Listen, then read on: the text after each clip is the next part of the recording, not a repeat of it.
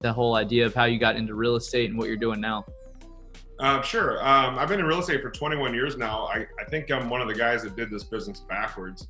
I actually started off in new construction when I was 21 years old. So I was doing some infill, a few houses a year, and I realized that I liked the money, but I wasn't very good at what I call the adult babysitting side of contracting, the scheduling. I think if you're only doing a few houses a year or two that you don't really matter in the space, the volume builders are going to the guys that can keep all the different contractors on each week, boom, boom, boom, boom. That's the guys that get the attention. And so I think I worked my way from infill new construction back to wholesaling over a 21-year career. So I think you realize in real estate, if you're going to be in this business, you have to figure out how you're going to make your phone ring. And so, you talked about some creative things that I've been messing around with in the past. I'm always looking for where are the best leads coming from.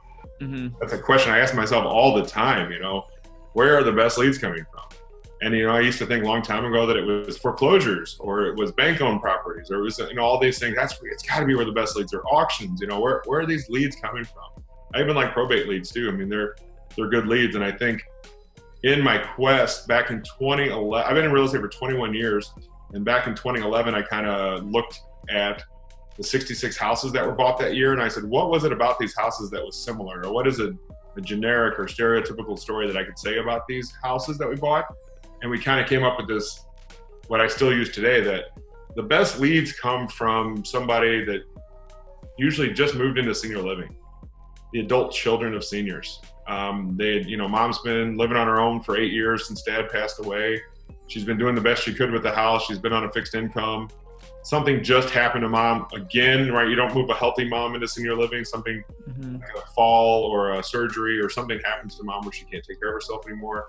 Now the adult children are trying to figure out where is mom going to get the best care, and then how the heck do we pay for it, and what do we do with all the stuff? And so I help with the house and the stuff.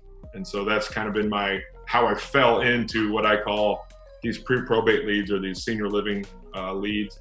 People, when they hear senior living, they think I buy senior living communities. That's not what I do. I help the adult children of seniors move mom into the senior living community. Very cool, and appreciate the clarification there.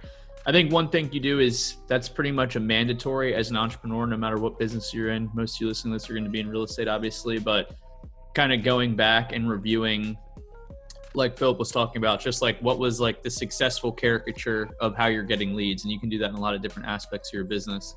But obviously that's led to Philip finding it. And I can't remember if we were talking last week or you said another podcast, but the pre-probate, we'll call it, has been your best lead source since 2011, you said? Since 2011. Yeah, since 2011. Clearly the best. It's been so good, Carlos, that I've been keeping it a secret that long.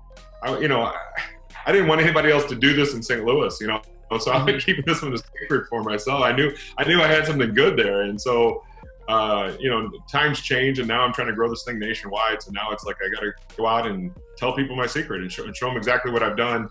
That's the big thing too. You want to talk about senior living. How we talk as real estate investors is not even close to how you talk in the senior living community. That world, it's a very insulated world. It's a very private world. You truly have to care about people. If you don't care about people, it's not something you should mess around with. The people in senior living will see right through the bad actors in the industry.